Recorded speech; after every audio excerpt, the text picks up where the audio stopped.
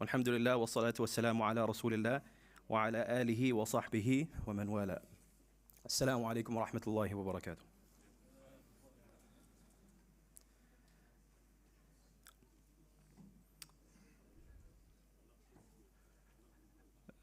Alhamdulillah, as you've no doubt noticed, as Ramadan is just around the corner,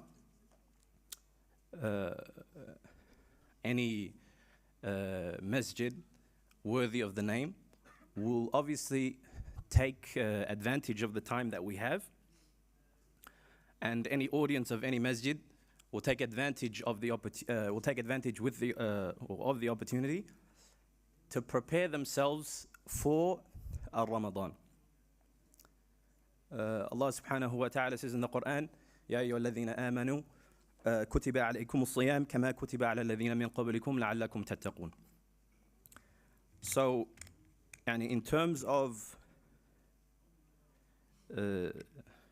literal translations for this, O believers, fasting is prescribed upon you as it was prescribed upon those before you, so perhaps that you will become mindful of Allah subhanahu wa ta'ala. In this case, gaining a taqwa.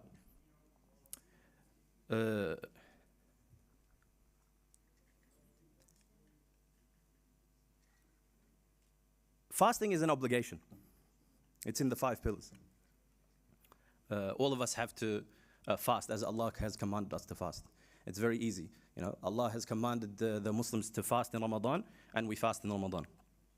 However, Allah does not command something upon the Muslims. He doesn't prescribe something upon the Muslims unless, and unfortunately it's something that we don't realize, that it's actually for our own benefit. Acts of worship, acts of ibadat, you praying 5 times a day, you giving to zakah, you fasting in Ramadan, it does not benefit Allah, but it benefits us and Muslims. And part of that benefit, a lot of the times if you were to ask the average Muslim, obviously someone who's hasn't thought about it so far, and I remember growing up, especially when I was in school, they asked, the kuffar used to ask, why do you guys fast? And everyone comes up with all sorts of reasons, because no one actually studied it. Oh, we fast because, the classic examples, if anyone can think of, we fast because we want to feel, or we want to be reminded that there are people out there who don't have food on their table. We fast so that we can remember all of the things that we have to be thankful for. All of these generic answers.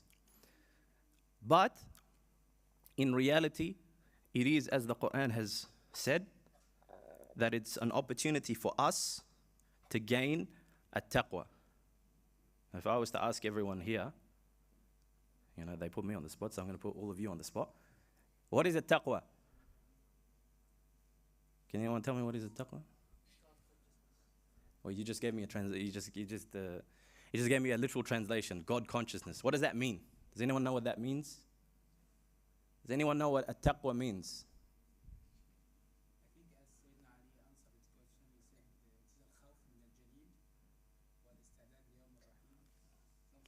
English for the people. To fear from Allah, to put Allah between you and to make sins, to always fear from Allah, and to prevent yourself from doing bad things, and to prepare yourself for the final day and doing bad things. All this considered as meditation. Similarly, as the brother actually mentioned, it's to make yourself. Unfortunately, there's not really a good translation of a taqwa. When you look in the literal translations, it says God consciousness. It says being mindful of Allah. All of these things are true, but it's actually more than that. Part of the description of a person who is a muhsin is that he is able to worship Allah as if he can see Allah in front of him. And if he's not able to do that, then he worships Allah, remembering that Allah is always watching him. And this is part of a taqwa. When you've reached, or when you've gained a taqwa, you reach this stage, or you reach this feeling where you are in constant, you're constantly aware that Allah is watching you. And that everything that you do, Allah is watching you. And Allah sees all, and Allah hears all. This is part of a taqwa.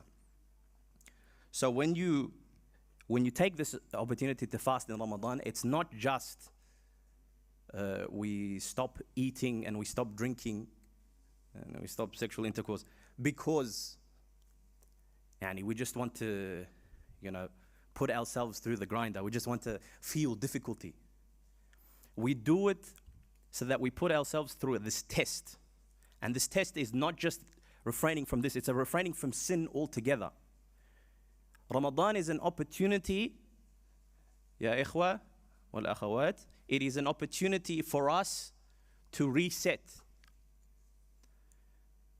It is the nature of people, as Rasulullah ﷺ said, it is the nature of the believer, Jazakallah khair. It is the nature of the believer that he will have in his life, he'll have moments where his iman is at an all-time high. His iman is at an all-time high. He does all the actions that he's supposed to do. He does all of these acts of ibadat, and they're consistent. And there are times where he doesn't feel that way. Iman goes up and down. And part of that is that throughout the years that you live, your iman goes up and your iman goes down. And Ramadan is that opportunity for those who take advantage of it to get to Ramadan and say, okay, I've reached this point. Allah has given me this opportunity to take advantage of Ramadan and its numerous rewards. That way I finally get to the point where if I'm feeling a bit down in terms of my iman, I'm finally able to raise it to the point where I want it to be. Strive to get myself closer towards Allah, especially as life hits me as it does, and there are these points where I lose my iman and it gets lower and it gets higher and this and that. Ramadan is that opportunity for you to reset. Part of that is obviously the reward of Laylatul Qadr. A person who goes and misses or does not take full advantage of Laylatul Qadr, truly he is a loser. It's a great reward. But part of that, and part of the reward of Ramadan, there's two things that often we forget. Number one, before Ramadan starts, you have to prepare. You have to prepare. That's why we have these lectures. That's why we remind ourselves about Ramadan. Ramadan is around the corner. What should we do? How do we prepare ourselves? Part of it is a course that is being given by Sheikh Abdullah for these last few weeks, as an example. Part of it are these the talks every Friday night. Part of it is the idea that you don't look at Ramadan and say, this is the opportunity for me to reach a stage where I'll go into Ramadan, I'll develop these habits, I'll become a better Muslim during Ramadan, and this is the way forward. No, part of that is that if you have something that you want to achieve during Ramadan, you should make a start on it now. So for example, if someone says, okay, during Ramadan, I'm going to read more Quran, as an example. Great act of ibadah. No one's going to doubt that. But don't look at it and say, okay, well, Ramadan's coming up, so when Ramadan starts, that's when I'm going to start doing this action. It doesn't work like that. Ramadan, like any pillar, has something called the rukun, the pillars, the things that you have to do for Ramadan, and it has something called the prerequisite. For example, the salah, pillar of salah is the takbir, the sujood, the ruku', reciting Surah Al-Fatiha. You have to do that. But in order for you to make salah, you have to make wudu. That's the prerequisite to salah. And the prerequisite to Ramadan is that you should prepare for it. You should have the intention, you should have the correct intention. And part of fulfilling that correct intention is action. We have to take action, and take action before Ramadan starts. So whatever you plan to do during Ramadan, Start today. And then the second thing that we often lose sight of is that after Ramadan ends, this is not an opportunity for us to take it easy. Oftentimes people, you find that during Ramadan, alhamdulillah, they develop all of these good habits. They go to the mosque more regularly, they pray more regularly, they read the Quran, they do i'tikaf as an example, so that they get closer towards the masjid. But the moment that Ramadan ends, all of that goes out the window. And part of the problem is we have to be mindful that this doesn't happen to us. Part of the trap that the religions before us fell into, for example, the Christians and the Jews, is that they have their practices. For example, they also used to fast.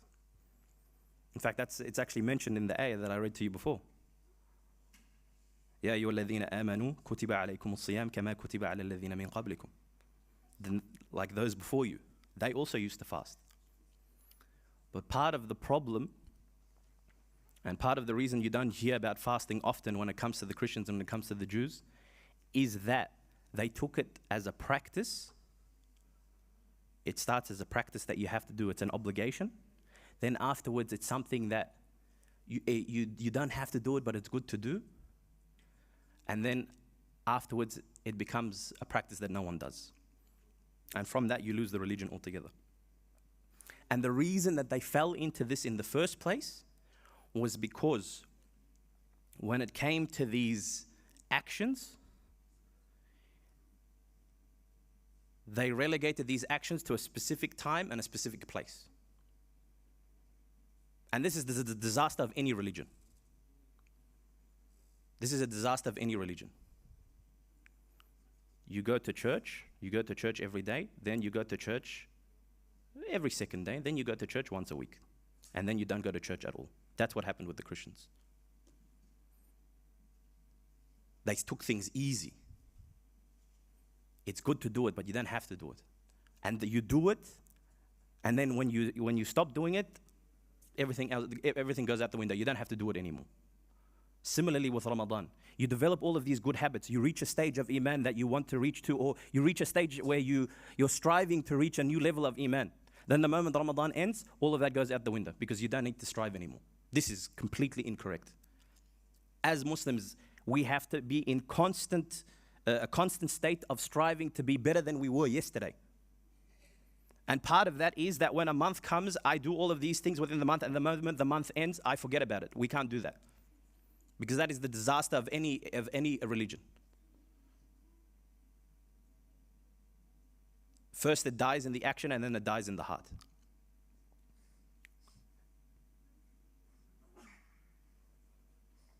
And the final thing that I want to mention is that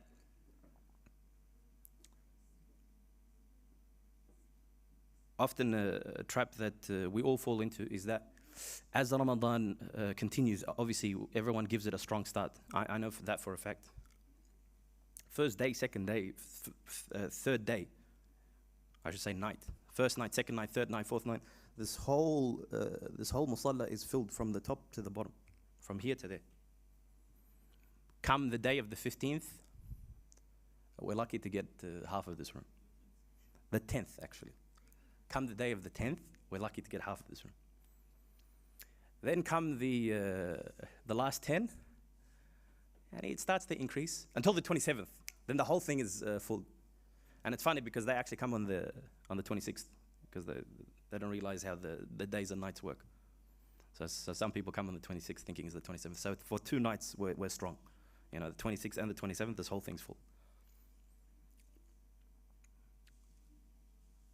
When it comes to the last 10 days, and this is the final thing I'm going to mention,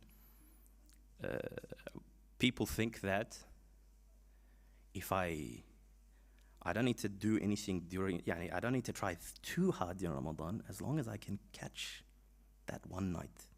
If I can catch Laylatul Qadr, khalas, it's all worth it. So what I'm going to do is I'm going to go easy. I'm going to cruise during Ramadan. Once we get to the 27th night, I'll go hard. That's what I'm going to do. I'll read the whole Mus'haf 3 times during that night. That will show him. The reality is, when it comes to these, when it comes to the dispute between when the last 10 is, or when the night of Laylatul Qadr is, which one of these nights on the last 10, the reality is there is a dispute.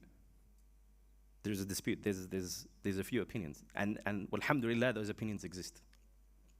Alhamdulillah, because if these opinions didn't exist, and there was a unanimous agreement that Laylatul Qadr was on the 27th night, no, without any doubt, do you know what will happen? No one will come to the masjid during Ramadan at all, except for that night. That's what will happen. Allah is all-knowing and He's all-wise. That is the nature of human beings. If we knew that the 27th night was for a fact Laylatul Qadr, then no one would rock up for any of the salawat at all, and they would just wait for that night. Why do you think that there is a dispute in the first place? Because He knew how we think. He knew that we were going to take advantage of that. But He made it was purposefully made unclear, so that there is no excuse. You should try every single night. And like it's already been mentioned that Sha'ban is a preparation for Ramadan, those first 20 nights are a preparation for the last 10. The first 20 nights of Ramadan are a preparation for the last 10. And if it is on the 27th night, then the first 6 are a preparation for the last. And an interesting point to mention as well is that the night before Eid, in general, Taraweeh isn't prayed because Eid is the next day. But did you know that there is actually a hadith about Laylatul Bara'ah? Does anyone know about that? Does anyone know? That it was known that Rasulullah ﷺ prayed as if it was Taraweeh on the final night. It was a practice. Why? Because it's known that night no one prays. So they take advantage. Why is that? Why is there even you can and you can't? You can and you can, and if you don't want to, you don't have to. But there is still the option to pray. Why? Khalas, Ramadan is ended. It's the night before Eid. That's something we have to think about. Think about why that exists in the first place. It is haram to fast on Eid day. Haram. But it's not haram to pray the night before Eid, even though you don't have to. Why? When there is an opportunity, or when you are given an opportunity or a choice to perform an act of ibadah, it is better for you to do the act of ibadah than don't. Why? For those who have the mentality that all I have to do is the bare minimum. All I should do is the bare minimum. I will start all of these good actions when Ramadan starts. And I will give it my hardest during the last 10. And of the last 10, the one that I'll give the most focus to is the 27th. This is not the mentality of a Muslim. The mentality is wherever there is a reward, take advantage of it. And wherever there is an opportunity for improvement, improve. And never stop improving. وجزاكم الله خير وصلى الله وسلم وبارك على عبدك ورسولك محمد